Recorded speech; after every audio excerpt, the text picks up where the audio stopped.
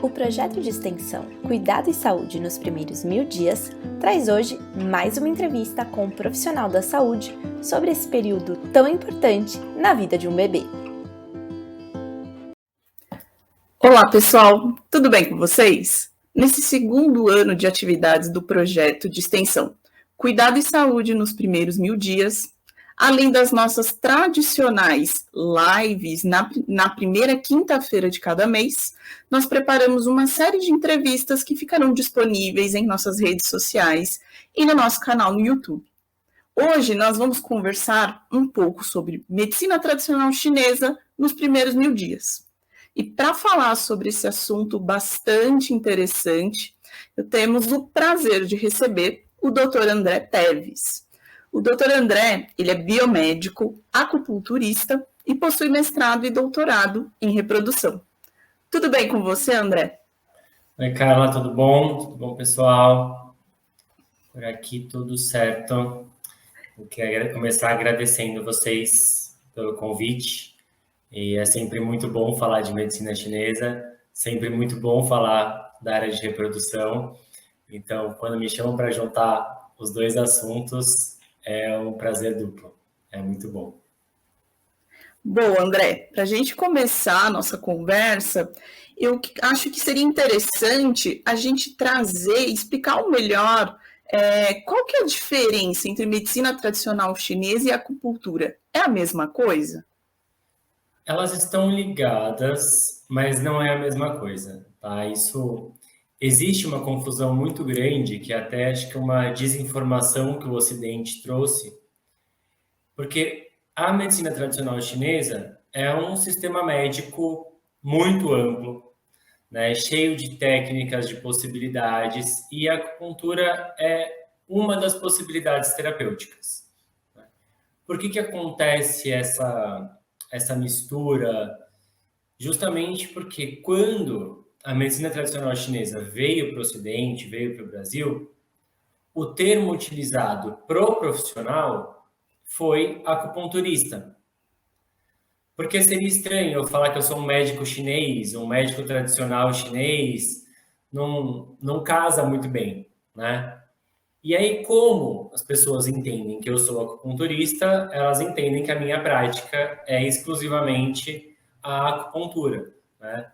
Mas a acupuntura é, de fato, o agulhamento, né?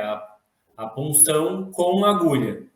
Tanto que muita gente acaba se confundindo ou até divulgando de maneira errada terapias onde eles falam, acupuntura sem agulhas.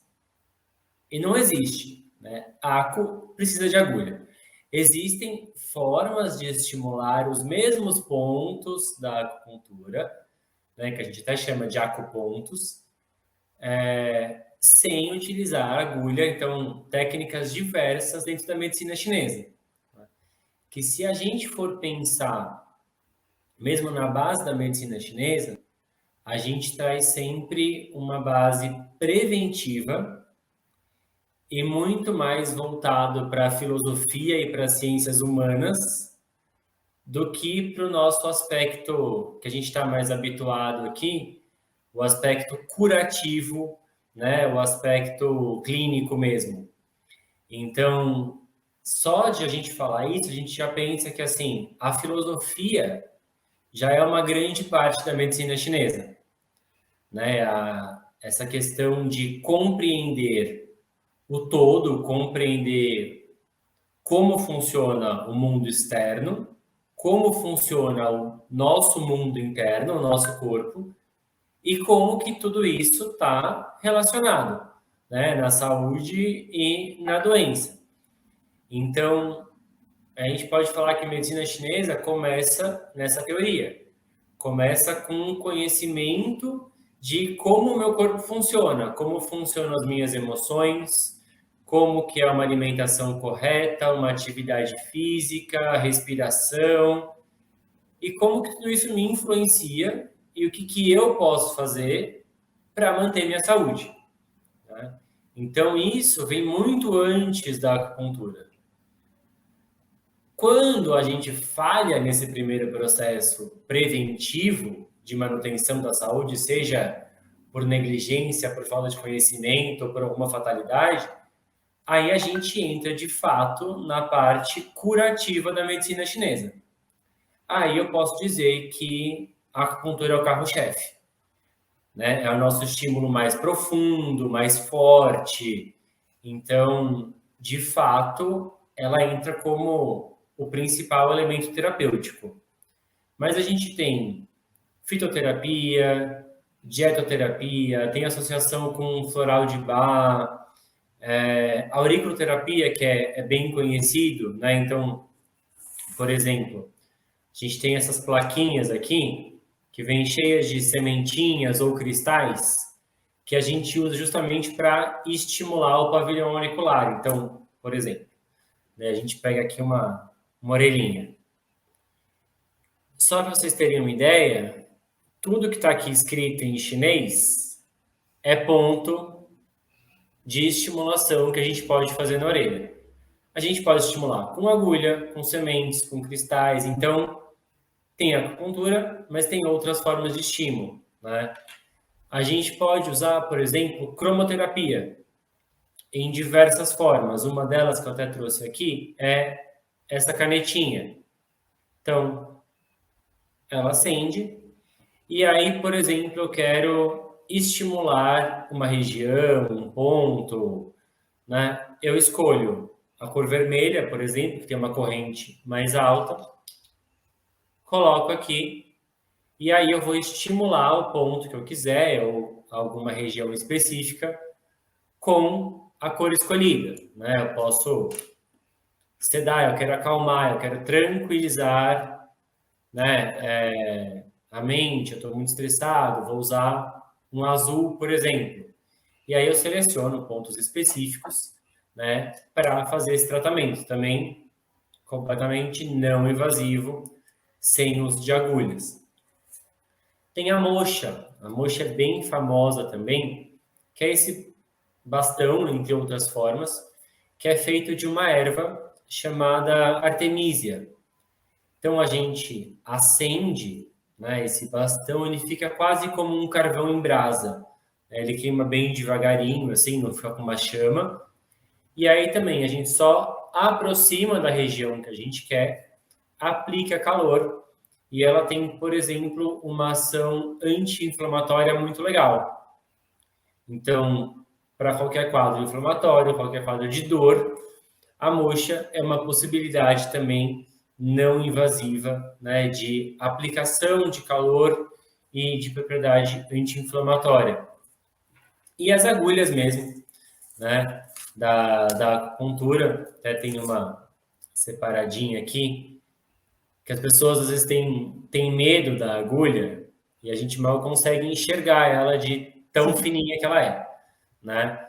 As pessoas imaginam que a gente vai usar uma agulha de crochê para fazer a acupuntura e cria esse medo, esse pânico de agulha, mas é isso, elas têm milímetros e a punção não é tão profunda assim também, em alguns pontos ela é bem superficial, mas é uma das técnicas. E a gente ainda tem eletroestimulação, ventosas.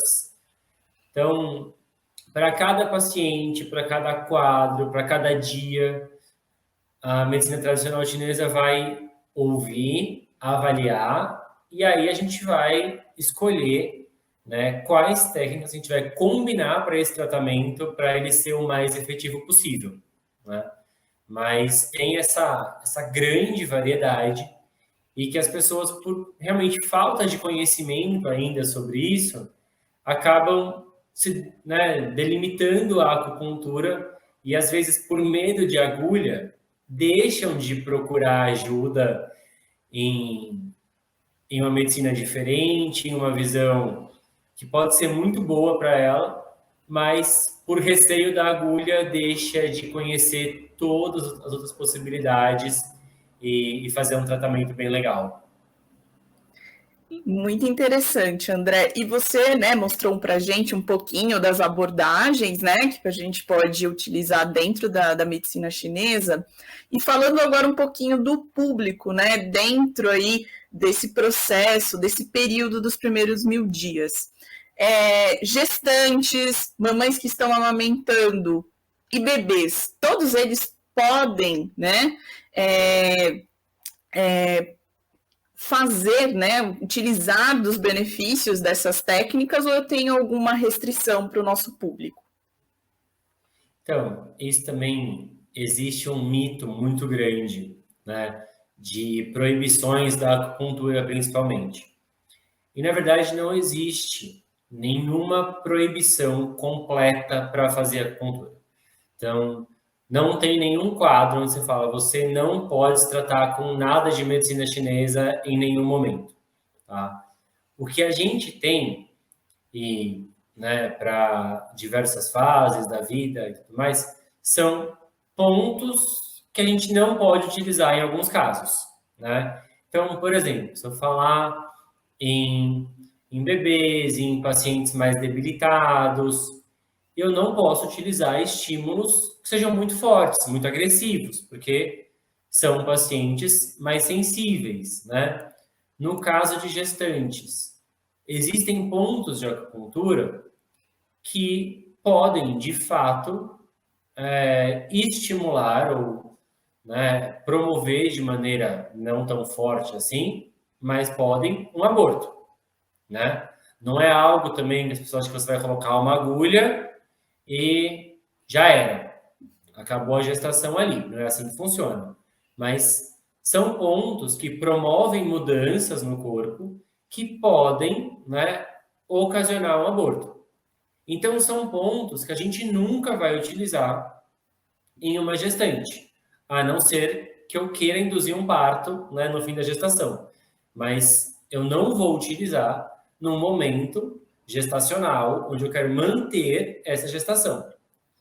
Então, esses pontos, eles são contraindicados, eles são, de fato, proibidos, né?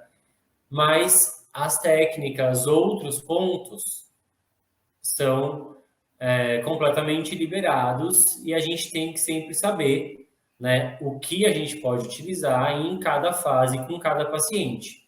Então, quando você tem um profissional que tem, né, conhecimento, que tem uma boa formação para isso, não tem nenhum risco de se fazer acupuntura em nenhuma fase, em nenhum quadro, né, seja nos primeiros 1000 dias ou nos seguintes também.